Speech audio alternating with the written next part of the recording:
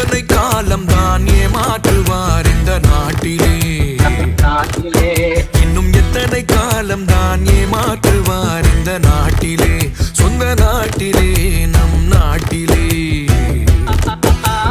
எத்தனை காலம் தான் ஏமாற்றுவார் இந்த நாட்டிலே